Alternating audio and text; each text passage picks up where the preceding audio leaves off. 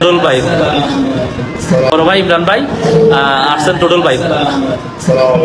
আচ্ছা ইমরান ভাই, টোটল ভাই, আচ্ছা এই যে আমাদের গেট পাস ছিল 57 টাকা 50 পয়সা, এখন আজকে রাত থেকে নাকি 230 টাকা হবে, এটা কতটুকু সত্য, কতটুকু পাইলেন আপনারা?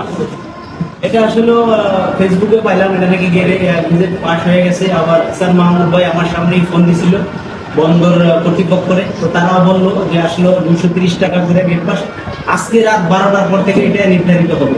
আচ্ছা, এটা আসলে আমাদের শ্রমিকদের ক্ষেত্রে কখনোই সম্ভব না।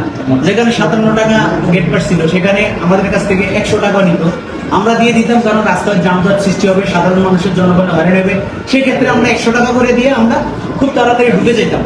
কিন্তু এখন যে 230 টাকা পড়ছে, এটা কোনোদিন শ্রমিকের পক্ষে দেওয়া সম্ভব না। যদি মালিক মহোদয় মনে করে তার গাড়ির প্রোগ্রাম নিবে, ঢুকবে, সে যদি ঢুকে দেয় তাহলে এটা আমরা মেনে নিতে বাধ্য, কিছু করার নেই। কিন্তু আমরা শ্রমিক, আমাদের পকেট থেকে কখনোই 230 টাকাকে আমরা গেট পাস কাটবো না। এইটার জন্য নিন্দা প্রতিবাদ জানাই। সকলের আমাদের জাগ্রত হতে হবে একসাথে, সকল শ্রমিক মিলে। ধন্যবাদ ধন্যবাদ।